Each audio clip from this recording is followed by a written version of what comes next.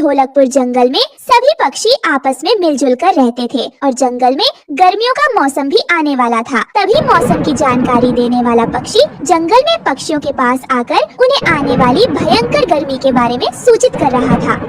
सुनो सुनो सुनो, इस बार भी हर साल की तरह गर्मी पड़ने वाली है, लेकिन इस बार पहले से भी ज्यादा गर्मी पड़ेगी। तो सभी पक्षी अपने लिए रहने की व्यवस्था कर ले।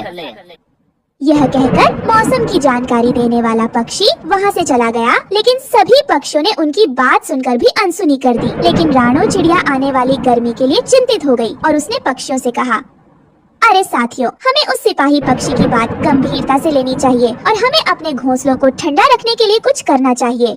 अरे रानो, ऐसी कोई बात नहीं है। हर साल की तरह इस बार भी गर्मी उतनी ही पड़ेगी, तुम देख लेना। और वैसे भी हमारे घोंसले तो घास के ही हैं।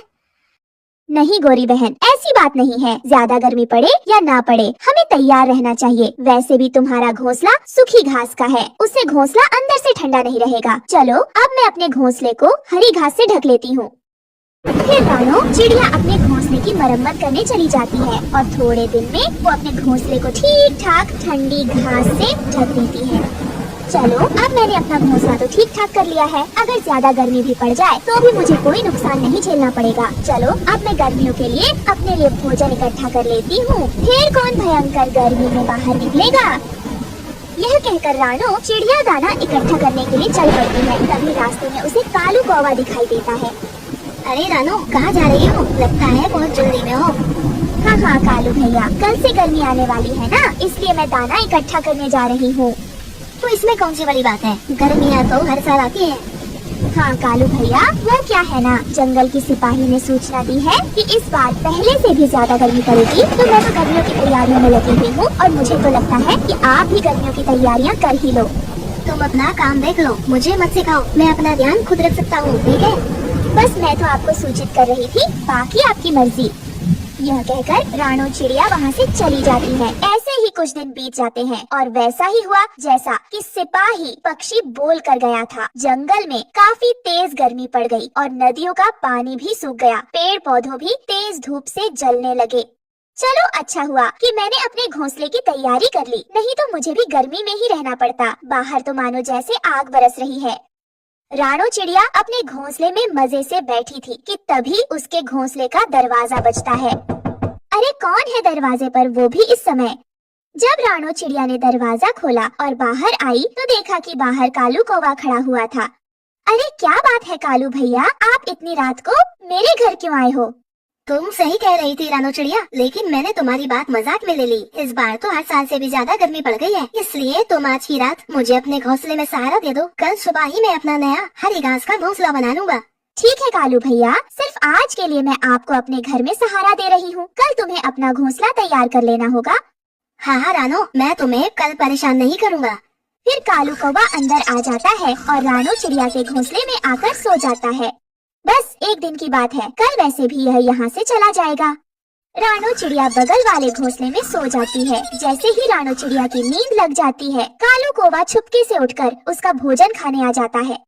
अरे वाह, मुझे तो बने बनाए घर में रहने के लिए जगह मिल गई और यहाँ भोजन भी खाने के लिए मिल गया। अगर रोज ऐसा होता तो कितना अच्छा होता।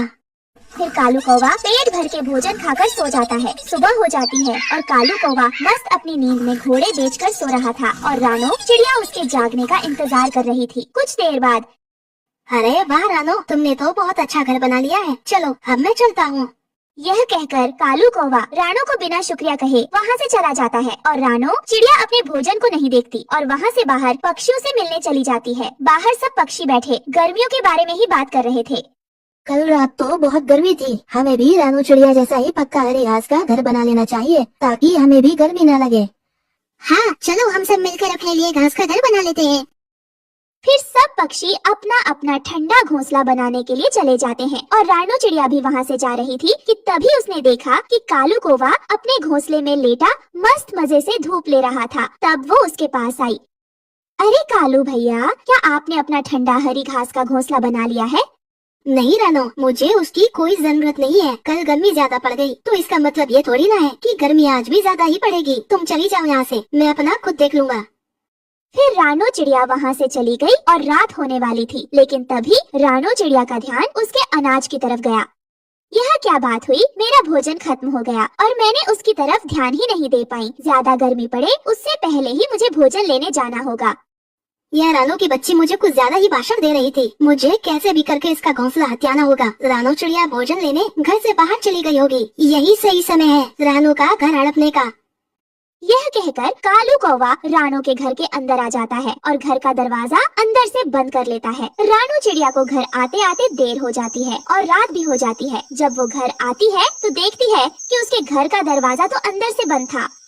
ऐसे कैसे हो सकता है? मैंने तो घर का दरवाजा बाहर से बंद किया था, फिर अंदर कौन चला गया है? रानो चिड़िया जब खिड़की से देखती है तो कालू कौवा अंदर अपनी मस्ती में सोया हुआ था। कालू भैया, अरे ओ कालू भैया, दरवाजा खोलिए, मैं हूँ रानो कालू भैया। कालू ने रानो की बातों को सुनकर भी अनसुना कर दिया, लेकिन रानो ने फिर से आवाज लगाई, अरे ओ कालू भैया, तुम सुन रहे हो ना? जल्दी से दरवाजा खोलो, बाहर बहुत गर्मी है, मैं इस गर्मी में यहीं जल जाऊंगी। हम दोनों अंदर साथ मिलकर रहते हैं ना? कौन? मैं किसी रानो को नहीं जानता और मैं किसी अनजान पक्षी को अपने घर में नहीं रखना चाहता। अरे कालू भैया, मैं हूँ रानो, जिसने आपको गर्मी में अपने घर में जगह दी थी और आप मुझे ही भूल गए। कालू कौवा दूसरी तरफ मुंह करके सो गया और रानो चिड़िया का अंडा देने का समय भी आ चुका था। हे भगवान, अब मैं क्या करूं और कहां जाऊं? कालू कौवे ने तो मेरा घर हड़प लिया है। तुम घबराओ मत मेरे बच्चों, मैं तुम्हें कोई नुकसान नहीं होने दूंगी। मैं एक काम करती हूँ, मैं बुलबुल डॉक्टर के घर चली जाती हूँ और वहाँ जाकर भर्ती हो जाती हूँ। उनका घर मशरूम का है तो मुझे वहाँ गर्मी भी नहीं लगेगी और मेरा वहाँ पर गुजारा भी हो जाएगा। फिर उसके बाद रानो चिड़िया बुलबुल डॉक्टर के घर आती है और उसका दरवाजा खटखटाती है। तब बुलबुल दरवाजा खोलती है और उसे घर के अंदर बुलाती है। फिर उसे कुछ दवाइयाँ देती है जिन्हें रानो चिड़िया खा लेती है और वह वहीं भर्ती हो जाती है। कुछ दिनों बाद रानो चिड़िया बुलबुल डॉक्टर के बगल में ही अपना खुद का मशरूम का घर बना लेती है और उसमें खुशी खुशी रहने लगती है। दोस्तों, यह थी आज की कहानी। और हाँ दोस्तों, इस कहानी से यह सीख मिलती है कि हमें हर किसी की मदद का एहसान मानना चाहिए। और हाँ दोस्तों, आज का सवाल यह है कि रानो चिड़िया का घर किसने हड़प लिया था? अगर आपको पता है तो कमेंट बॉक्स में लिखकर जरूर बताएं। और अगर आप हमारे चैनल पर नए हो तो चैनल को कर दो सब्सक्राइब और हमारी वीडियो को लाइक कर दो। और हाँ दोस्तों, घंटी बजाना ना भूलना। मिलती हूँ मैं आपको अगली वीडियो में, तब तक के लिए धन्यवाद। रानो चिड़िया, अब बस बहुत हो गया। अब तुम मेरा घर खाली कर दो। तुमने 5 महीने से मेरे घर का किराया भी नहीं दिया है। पर कालू भैया, मैं तो अंडे देने वाली हूँ और मैं ऐसी हालत में कहाँ जाऊँगी? तो आप प्लीज मुझे इस घर से मत निकालो, मैं दे दूंगी आपका किराया। देखो रानो, तुम चाहे मरो या फिर जियो, कहीं भी जाओ, लेकिन बस मेरा घर खाली कर दो। अब मैं तुम्हें अपने घर में नहीं रख सकता हूँ। और हाँ, अपना सामान भी यहाँ छोड़कर जाना। कम से कम मैं तुम्हारे सामान को बेचकर अपने पैसे तो वसूल कर लूँगा। फिर रानो चिड़िया उदास मन से वहाँ से चली जाती है और वो इधर उधर जंगल में भटकने लगती है। तभी अचानक से तेज बारिश होने लगती है और उस बारिश में रानो पूरी तरह भीग जाती है। तभी उसकी नजर लाडो चिड़िया पर पड़ती है और वो वहाँ जाकर कहती है, लाडो बहन, क्या आप मुझे बता सकती हो कि इस जंगल में सबसे सुरक्षित जगह कौन सी है? वो क्या है ना, मेरे अंडे देने का समय आने वाला है और बारिश भी बहुत तेज हो रही है, इसलिए मैं चाहती हूँ कि मैं किसी सुरक्षित स्थान पर अपने बच्चों को जन्म दूँ। देखो चिड़िया बहन, इस जंगल में एक चील रहता है जो कि बहुत जालिम है। वह हर समय पक्षियों के अंडे ढूंढने की तलाश में रहता है। तो तुम ऐसा करो, यहाँ से कुछ दूरी पर एक टमाटर का खेत है, तो तुम वहाँ जाकर टमाटर का घर बना लो और उसके अंदर रहना। फिर ऐसे उस चील को तुम्हारे अंडों का पता नहीं चलेगा। लाडो बहन, आपका बहुत बहुत धन्यवाद जो आपने मुझे उस चील के बारे में बता दिया। वैसे भी मेरे तो यह पहले अंडे हैं और मैं तो अपने अंडों के लिए बहुत चिंतित हूँ। धन्यवाद की कोई जरूरत नहीं है, यह तो पक्षी होने के नाते मेरा फर्ज था। फिर उसके बाद रानो चिड़िया उस टमाटर के खेत की तरफ चली जाती है। वहाँ वो इतने सारे टमाटर के पेड़ देखकर बहुत खुश होती है। अरे वाह, यहाँ तो बहुत सारे टमाटर हैं, तो क्यों ना मैं इन टमाटरों से अपने लिए घर बना लूँ। उसमें मैं और मेरे अंडे सुरक्षित रहेंगे और टमाटर का घर ठंडा भी रहेगा। ये कहकर रानो चिड़िया जल्दी से अपने लिए एक टमाटर का घर बना लेती है। लाख लाख शुक्र है ऊपर वाले का, मेरा टमाटर का घर बन गया। अब यहाँ पर मेरे अंडे सुरक्षित रहेंगे। फिर कुछ दिनों बाद रानो चिड़िया 2 अंडे दे देती है। रानो चिड़िया तो अपने अंडों को देखकर बहुत खुश थी। रानो चिड़िया को वहाँ टमाटर का घर बनाने से एक फायदा यह भी था कि उसे भोजन की तलाश में दूर नहीं जाना पड़ता। वह वहीं से टमाटर लेकर खा लेती और फिर अपने अंडों का ध्यान रखती। रानो चिड़िया हर दिन गिन गिन कर गुजार रही थी कि कब उसके अंडों से बच्चे बाहर आएंगे और फिर आखिरकार वो दिन आ जाता है जब रानो चिड़िया के दोनों अंडे से बच्चे बाहर आते हैं। रानो तो अपने दोनों बच्चों को देखकर बहुत खुश थी और फिर वो अपने बच्चों को खूब प्यार करती है और इस तरह कुछ दिन बीत जाते हैं। एक दिन रानो चिड़िया पास में ही इंसानों की बातें सुनती है। सुनो जी, कल हम ये फसल काटना शुरू कर देंगे और मैंने दराती के लोहार को दी हुई है, कल उससे दराती लेकर आ जाना। यह कहकर वो इंसान वहाँ से चले जाते हैं। रानो चिड़िया तो यह सब सुनकर बहुत परेशान हो जाती है क्योंकि अभी उसके बच्चे बहुत छोटे थे और वो अभी उड़ना नहीं जानते थे। हे भगवान, अब मैं क्या करूं? मैं अब अपने बच्चों को लेकर कहाँ जाऊंगी? मेरे बच्चे तो अभी बहुत छोटे हैं और वह तो उड़ना भी नहीं जानते हैं। अगर इन इंसानों ने यह फसल काट दी तो उस जालिम चील की नजर तो मेरे बच्चों पर पड़ जाएगी। फिर कहीं वो चील मेरे बच्चों को खा ना जाए। मैं क्या करूं? मुझे कुछ समझ नहीं आ रहा है। रानो चिड़िया तो यह सब सुनकर बहुत परेशान हो जाती है और वो इसी परेशानी में उस लाडो चिड़िया के पास आती है। अरे आओ चिड़िया, कैसी हो और तुम्हारे बच्चे कैसे हैं? तुम सब ठीक तो हो ना?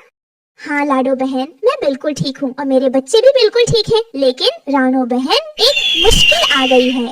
फिर रानो उस लाडो चिड़िया को वो सारी बात बताती है, जिसे सुनकर लाडो कहती है, ये तो रानो बहुत परेशानी वाली बात है। तुम्हारे बच्चे वहाँ सुरक्षित हैं। अगर तुम उन्हें कहीं और लेकर जाओगी तो उनके लिए बहुत खतरा है। कहीं वो चील उन्हें देख ना ले और उन्हें खा ना ले। इसीलिए मेरे दिमाग में एक बात आ रही है। जो इंसानों की फसल है, हम उनके पास जाते हैं और उनसे विनती करते हैं कि कुछ दिनों के लिए वो अपनी फसल ना काटे। लाडो बहन, क्या वो हमारी बात मान जाएंगे? देखो रानो, कुछ इंसान अच्छे होते हैं और कुछ स्वार्थी भी होते हैं, तो हम एक बार वहाँ जाकर देख लेते हैं। अगर वह इंसान अच्छे होंगे तो हमारी बात जरूर मान जाएंगे। तो चलो हम चलते हैं। फिर रानो और लाडो दोनों उन इंसानों से बात करने के लिए चली जाती हैं। लाडो बहन, यही है वो किसान की पत्नी जो फसल काटने की बात कर रही थी। ठीक है लाडो, तुम यहीं बैठो, मैं जाकर इन इंसानों से सावधानी से बात करती हूँ। हो सकता है यह मेरी बात मान जाएं। सुनो बहन जी, आप मुझे बहुत अच्छी इंसान लग रही हो। क्या आप मेरी एक बात मान सकती हो? हाँ हाँ बोलो, क्या बात है चिड़िया? वो क्या है ना, आप कुछ दिनों के लिए अपनी फसल ना काटो, क्योंकि मेरी एक दोस्त चिड़िया है जो कि अपने बच्चों के साथ तुम्हारे टमाटर के खेत में ही रहती है। अभी उसके बच्चे बहुत छोटे हैं, वो अभी उड़ना नहीं जानते हैं। वो 2-3 दिन में उड़ना सीख जाएंगे, तो आप कृपया करके 2-3 दिन तक फसल न काटें। तू पागल तो नहीं हो गई छोटी चिड़िया? मैं चिड़िया के चक्कर में अपनी फसल बर्बाद कर दूं? बारिशों का क्या पता, कभी भी शुरू हो सकती है। मैं अपनी इतनी मेहनत से की हुई फसल कैसे बर्बाद कर सकती हूँ? चल तू जा यहाँ से, नहीं तो एक लगाऊंगी जोर का डंडा। फिर लाडो उदास मन से वहाँ से वापस आ जाती है। क्या हुआ लाडो बहन, क्या वो इंसान आपकी बात मान गए या नहीं? रानो, उन्होंने मेरी बात नहीं मानी। वो तो बहुत लालची है, उसे तो हम पक्षियों की कोई परवाह नहीं है। अब हम क्या करेंगे? वो इंसान बातें कर रहे थे कि उन्होंने अपनी दरांती लोहार के पास भेजी है। चलो हम लोहार से बात करके देखते हैं। अगर उनके पास दरांती नहीं होगी तो वो ये फसल भी नहीं काट पाएंगे। फिर वो दोनों लोहार की तरफ आ जाते हैं। लोहार जी, आप मुझे बहुत अच्छे इंसान लग रहे हो, तो क्या आप मेरी मदद कर सकते हो? क्या बात है चिड़िया, जल्दी बताओ, क्योंकि मैं ये दरांती पेश कर रहा हूँ। मैं किसान आता ही होगा अपनी दरांती लेने के लिए। लोहार जी, वो क्या है, आप ये दरांती कुछ दिनों के लिए उन्हें तेज करके ना दें, क्योंकि उन किसान के खेत में मेरा घर है और उसमें मेरे छोटे छोटे बच्चे हैं। अगर वो किसान अपनी फसल काट लेंगे तो वो दुष्ट मेरे बच्चों को खा जाएगा, तो आप प्लीज उसे दरांती ना दें। चिड़िया, तुम्हें अपने बच्चों की तो चिंता है, लेकिन अगर मैंने उस किसान को दरांती ना दी तो वो मुझे पैसे नहीं देगा, तो फिर मैं अपने बच्चों को क्या खिलाऊंगा? कहाँ से उनके लिए भोजन लेकर आऊंगा? फिर ऐसे वो लोहार भी उनकी बात नहीं मानता और फिर वो दोनों उदास होकर वहाँ से वापस आ जाते हैं और एक पेड़ पर बैठ जाती है। लाडो बहन, उस लोहार पर तो हमारी आखिरी उम्मीद थी, लेकिन अब हम क्या करेंगे? रानो, मेरे दिमाग में एक बात आ रही है।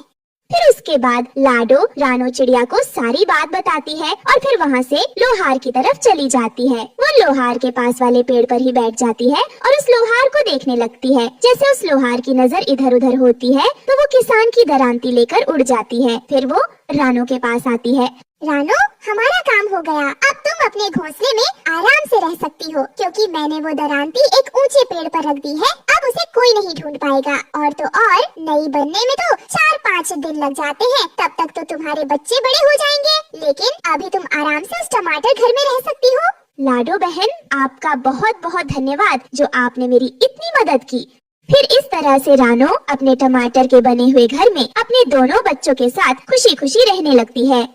दोस्तों, आपको हमारी आज की कहानी कैसी लगी? हमारी कहानी को लाइक करें, कमेंट करके अपनी राय हमें दें। आपके कमेंट और लाइक हमारे हौसले को बढ़ाते हैं। अगर आप हमारे चैनल पर नए आए हैं तो हमारे चैनल को सब्सक्राइब करना ना भूले। आपका धन्यवाद। एक जंगल में रानो चिड़िया अपने 7 बच्चों के साथ रहती थी। तभी एक दिन, बाप रे, इतनी बारिश, लगता है जरूर कोई बड़ा तूफान आने वाला है। और मेरे साथ तो मेरे बच्चे भी हैं, इन्हें इन सब से भी बचाना है। मैं क्या करूं? मुझे कुछ समझ भी नहीं आ रहा। हे ऊपर वाले, मुझे कोई रास्ता दिखाओ जिससे मैं इस भयानक बारिश से अपने बच्चों को बचा सकूं।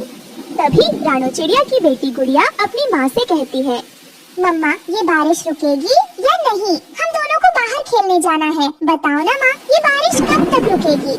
मेरे बच्चों, इतनी बारिश में बाहर जाना ठीक नहीं। तुम दोनों यहीं रहो, मैं हम सबके लिए खाना लेकर आती हूँ। और हाँ, बाहर जाने की कोशिश बिल्कुल भी मत करना। मैं जल्द ही लौटूंगी, तुम मेरा इंतजार करना।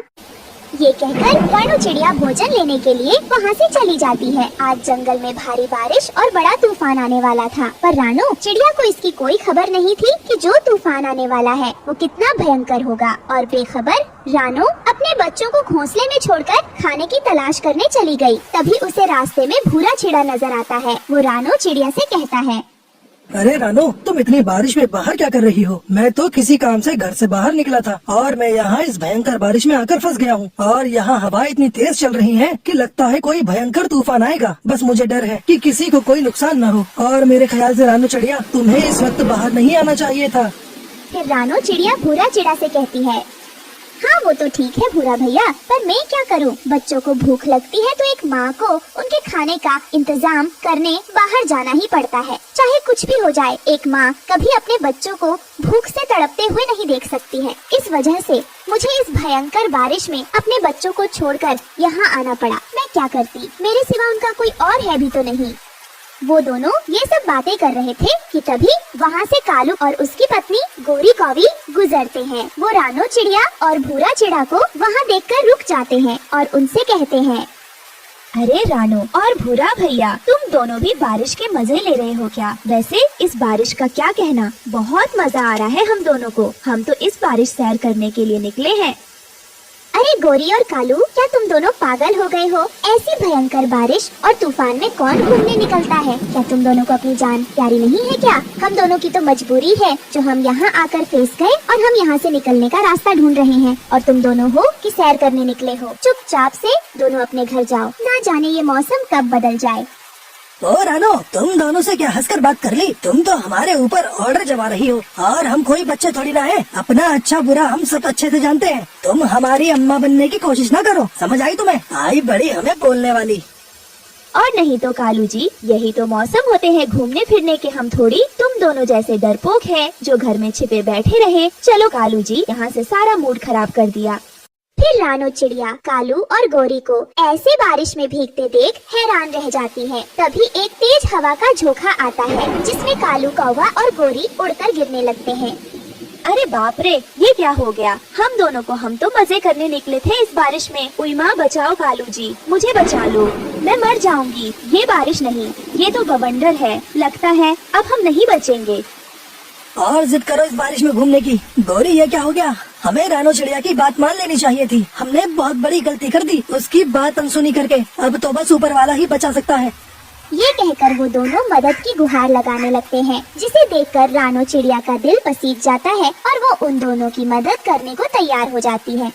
हे भगवान, ये सब क्या हो गया? गोरी और कालू इस तूफान में बह रहे हैं, हमें उनकी मदद करनी होगी। भूरा भैया, चाहे वो दोनों कैसे भी हो, वो हमारे दोस्त हैं, हमें उन्हें हर हाल में बचाना होगा।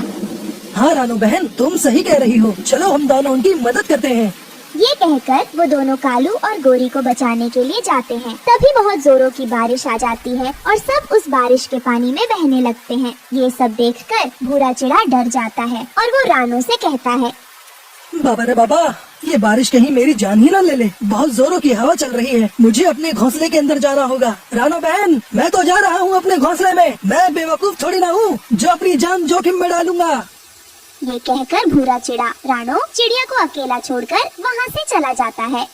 अरे ये क्या, ये सब इस तूफानी बारिश के पानी में बह रहे हैं। मुझे देखना होगा, मैं ऐसे हार नहीं मान सकती। फिर रानो चिड़िया सबको एक एक करके बचाती है और आखिर में कालू की गलती की वजह से खुद उस बारिश के पानी में बह जाती है। अरे रानो बहन, ये सब क्या हो गया? तुमने तो हमारी जान बचा ली, लेकिन खुद अपनी जान मुसीबत में डाल दी। मैं क्या करूँ, कुछ समझ में भी नहीं आ रहा। हम चाहकर भी तुम्हें नहीं बचा सकते, पानी का बहाव बहुत तेज है। रानो चिड़िया बहते बहते अपने घोंसले के पास पहुंच जाती है। बचाओ, कोई मुझे बचाओ। तभी उसकी आवाज उसके सातों बच्चे सुनते हैं। अरे गोलू, ये तो मम्मा की आवाज लग रही है, वो चिल्ला रही है। चलो हम मम्मा को बचाते हैं। नहीं गुड़िया, मम्मा ने बोला कि घर से बाहर नहीं जाना, इसलिए चुपचाप यहीं बैठी रहो। नहीं गोलू, मम्मा को बचाना ज्यादा जरूरी है। अगर तुम आना नहीं चाहते तो कोई बात नहीं, मैं अपनी मम्मा को बचाने जा रही हूँ। फिर सातों बच्चे रानो चिड़िया को बचाने चले जाते हैं। कुछ ही देर में सातों बच्चे अपनी सूझबूझ और समझ से रानो चिड़िया को बचा लेते हैं और थोड़ी देर बाद सभी पक्षी वहाँ आ जाते हैं। तभी अपने बच्चों को ऐसी हालत में देखकर रानो चिड़िया डर जाती है। मेरे बच्चों, तुम सातों को मैंने मना किया था ना, पर तुम सातों ने मेरी बात नहीं मानी। अगर तुम सातों को कुछ हो जाता है तो मेरा क्या होता? पर जो भी हो, ये बारिश वाले तूफान ने काफी तबाही मचाई है, पर मेरे सातों बच्चों की बहादुरी के सामने ये कुछ भी नहीं। फिर भूरा चिड़ा रानो चिड़िया से कहता है, बात तो तुमने बिल्कुल सही कही रानो, तुम्हारी बच्चियाँ बहादुर तो हैं, इसमें कोई शक की बात नहीं। फिर सब पक्षी रानो चिड़िया के बच्चों की बहादुरी की सराहना करते हैं। कुछ देर बाद बारिश और तूफान थम जाता है और सब पक्षी खुशी खुशी अपने घोंसले में रहने लगते हैं। पर रानो चिड़िया ने अभी तक अपने घर की मरम्मत नहीं की थी। उसका घर जगह जगह से टूट चुका था, जिसकी वजह से उसके घर में पानी भर जाने का डर था। रानो चिड़िया का पति भूरा चिड़ा पैसा कमाने के लिए शहर के जंगल गया हुआ था। एक रात अचानक बहुत तेज बारिश होने लगी, जिसे देखकर रानो चिड़िया बहुत परेशान हो गई।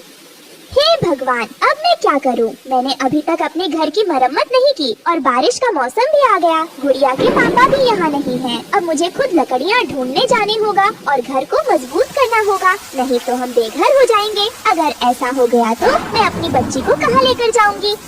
रानो चिड़िया बारिश में ही लकड़ियाँ ढूंढने चली जाती है। लकड़ियाँ ढूंढते ढूंढते वो बारिश के पानी में बुरी तरह भीग जाती है, जिस वजह से वो बहुत ज्यादा बीमार हो जाती। उसे ज्यादा दूर उड़ा भी नहीं जा रहा था। अरे ये क्या, अचानक से मुझे बहुत कमजोरी महसूस हो रही है। मुझे घर चलना चाहिए, लकड़ियाँ लेने फिर से आ जाऊंगी। फिर रानो चिड़िया बिना लकड़ियाँ लिए ही घर वापस लौट आती है। वो बुखार से तप रही थी और घर आते ही वो लेट जाती है। उसे यूं बीमार देखकर उसकी बेटी गुड़िया अपनी माँ से पूछती है, मम्मा क्या हुआ आपको? आपकी तबीयत तो ठीक है ना? रुकिए मैं देखती हूँ। मम्मा, अरे बाप रे बाप, आपको तो बहुत तेज बुखार है। मम्मा रुको, मैं अभी डॉक्टर से दवा लेकर आती हूँ। नहीं गुड़िया बेटी, बारिश बहुत तेज है, बाहर गई तो भीग जाओगी और अगर तुम भी बीमार पड़ गई तो तुम्हें कौन संभालेगा? मैं ऐसे ही ठीक हो जाऊंगी बिटिया, तुम परेशान मत हो। धीरे धीरे रात हो जाती है। बारिश लगातार हो रही थी। अचानक से रानो चिड़िया के घर की छत टपकने लगती है। उसे देखकर तो रानो चिड़िया की परेशानियाँ और बढ़ गई थी। हे भगवान, ये मुसीबत भी अभी आनी थी, अब तो छत भी टपकने लगी। मैं अकेली क्या करूं? छत भी बहुत कमजोर है, पता नहीं कब टूट जाए। अगर ये छत टूट गई तो मेरी बच्ची का क्या होगा? बेटा जल्दी चलो, हमें यहाँ से अभी जाना होगा। घर की छत टपक रही है, किसी भी वक्त यह छत टूट सकती है। हमें कहीं और जाना होगा। लेकिन मम्मा, हम कहाँ जाएंगे? बेटा, हम कालू अंकल के घर जाएंगे। मैंने उनकी काफी बार मदद की है, वो जरूर हमारी मदद करेंगे। उनका घर पक्का भी और बड़ा भी है। चलो बेटा, देर मत करो, अभी ये सब बात करने का समय नहीं है, कहीं कुछ अनहोनी ना हो जाए। रानो चिड़िया अपनी बेटी को लेकर कालू कौवा के दरवाजे पर आती है। कालू भैया, अरे ओ कालू भैया, गोरी बहन, ओ गोरी बहन, दरवाजा खोले, बाहर बहुत तेज बारिश हो रही है। तभी गोरी नींद से उठती है। अरे इतनी रात गए, ये मनहूस चिड़िया कहाँ से आ गई? यह जरूर हमारे घर में रहने आई होगी, इसे मना कर देती हूँ। गोरी, बाहर बारिश बहुत तेज है, रानो चिड़िया को अंदर बुलाकर पूछो तो सही, वह हमारे दरवाजे पर क्या करने आई है? खबरदार, कोई जरूरत नहीं उससे पूछने की वह हमारे दरवाजे पर क्या करने आएगी। को पता नहीं, वो यहाँ अपने बच्चों के साथ आई है, इसका मतलब उसे आसरा चाहिए होगा। अंदर बुलाने की कोई जरूरत नहीं, समझे तुम? जरूर कोई न कोई बात है, तभी तो रानू चिड़िया अपने बच्चों को साथ लेकर यहाँ आई है। तुम यहीं रुको, मैं जाता हूँ दरवाजा खोलने। कालू, तुम जानते नहीं, इस चिड़िया का घर जरूर बारिश में टूट गया होगा, तभी यह हमारे दरवाजे पर आई है हमारे घर रहने के लिए। तुम दरवाजा बिल्कुल मत खोलना। गोरी, ये तुम कैसी बातें कर रही हो? याद करो, जब हमारा पक्का घर नहीं था तब के दिनों में अक्सर हम लोग बारिश से बचने के लिए रानू चिड़िया के घर पनाह लेने जाया करते थे, और वो बेचारी चिड़िया हमें आसरा दे दिया करती थी। रानू चिड़िया ने तो कभी हमें मना नहीं किया। आज फिर तुम ऐसा क्यों कर रही हो? कालू, ज्यादा हमदर्द न बनो। अगर तुमने रानू चिड़िया को अंदर बुलाया तो मैं अपनी माँ के घर चली जाऊंगी और फिर कभी नहीं आऊंगी इस घर में लौटकर। कालू कौवा गोरी की धमकी से डर जाता है और चुप करके बैठ जाता है। बेचारी रानो चिड़िया बाहर खड़ी दरवाजे पर बारिश में अपनी बच्ची के साथ भीगते हुए मिन्नतें कर रही थी, लेकिन गोरी का सख्त पत्थर दिल नहीं पिघलता। बेटा, लगता है ये लोग दरवाजा नहीं खोलेंगे। मैंने कालू और गौरी की हर मुसीबत में मदद की, लेकिन आज जब मुझ पर मुसीबत आन पड़ी तो उन्होंने तो मुंह ही फेर लिया। अब मैं क्या करूं, कुछ समझ में नहीं आ रहा है। इस जंगल में और कौन मेरी मदद करेगा? तभी वहाँ पर रानो चिड़िया का पति भूरा चिड़ा शहर के जंगल से लौट आता है और अपनी पत्नी को इस हाल में देखकर चौंक जाता है। रानो, तुम और गुड़िया यहाँ इस तरह बारिश में क्यों भीग रही हो? घर से तुम दोनों बाहर क्यों निकली? तुम्हें पता नहीं बाहर कितना खराब मौसम है, तुम दोनों बीमार पड़ जाओगी। क्या करें जी, आप तो घर पर नहीं थे। मैं अपने घर की मरम्मत नहीं कर पाई। बारिश में छत भी टपकने लगी। इसी अनहोनी के डर से मैं अपनी बच्ची को लेकर यहाँ आ गई। कालू भैया के घर मदद मांगने पर उन लोगों ने दरवाजा ही नहीं खोला। रानो, तुम चिंता मत करो, मैं आ गया हूँ ना, सब ठीक हो जाएगा। उधर कालू रानो और उसके परिवार को इस तरह बारिश में भीगता हुआ नहीं देख सकता था। वह दरवाजा खोलने के लिए जाने लगा, तभी गोरी ने कहा, अजी सुनो, कहाँ जा रहे हो? मैंने तुम्हें मना किया है ना, सचमुच मैं मायके चली जाऊंगी। गोरी की बातें सुनकर कालू कौवा को गुस्सा आ जाता है। चल निकल मेरे घर से अभी के अभी। मेरी बला से तू मायके चली जा। अब चलते बन यहाँ से। मैं तेरी धमकियों से डरने वाला नहीं। तेरे जाते ही दूसरा ब्याह कर लूंगा, लेकिन अब मैं चुप नहीं बैठूंगा। मेरा दोस्त और उसका परिवार बारिश में भीग रहा है, मुझे उसकी मदद करनी चाहिए, पर तुझ जैसे एहसान फरामोश की वजह से मैं वह भी नहीं कर पा रहा हूँ। याद कर, वो रात जब हमारा घर बारिश में टूट गया था, तब रानो बहन और भूरा चिड़ा ने हमें रहने का आसरा दिया था। अब मैं तेरी एक नहीं सुनूंगा, मैं जा रहा हूँ उनकी मदद करने। ये कहकर कालू कौवा वहाँ से चला जाता है। भूरा भैया, रानो बहन, मुझे माफ कर दो, आने में देर हो गई। आप बच्चों को लेकर मेरे घर के अंदर जाओ, बाहर बारिश बहुत तेज है, आप सब बीमार पड़ जाओगे। फिर रानो चिड़िया का पूरा परिवार कालू कौवा के घर के अंदर आ जाता है। अब गौरी को भी अपनी गलती का एहसास हो गया था। कालू भैया, आपका बहुत बहुत धन्यवाद, आपने हमारी मदद की, वरना इस भयंकर बारिश में हम मर जाते। मैंने आप पर कोई एहसान नहीं किया। सुख और दुख में पड़ोसी ही एक दूसरे के काम आते हैं। जब तक आपका नया घर नहीं बन जाता, आप आराम से मेरे घर में रह सकते हैं। फिर वो सब कालू के घर में रहने लगते हैं। कुछ दिनों के बाद बारिश बंद हो जाती है। भूरा चिड़ा और रानो चिड़िया अपना एक मजबूत घर बना लेते हैं और उसमें खुशी खुशी रहने लगते हैं। दोस्तों, इस कहानी से हमें यही सीख मिलती है कि हमें अपने पड़ोसियों के साथ अच्छा व्यवहार और मदद करनी चाहिए।